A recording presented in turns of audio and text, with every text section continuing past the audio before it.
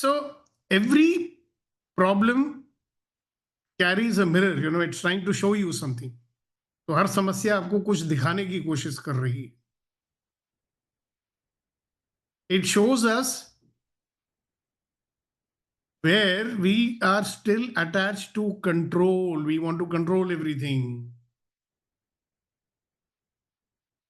It will also show us where we are always looking for validation.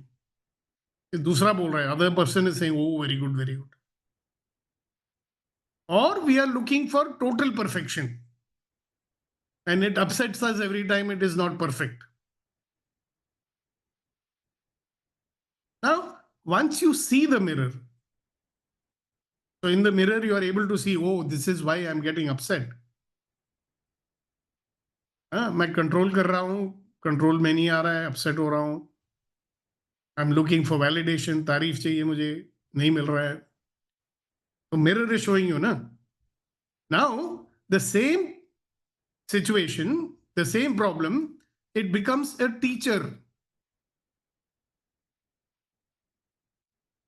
The same problem becomes a coach for you, not a tormentor. The same problem, you're now not saying कि वो हैरान परेशान होने के लिए करते हैं.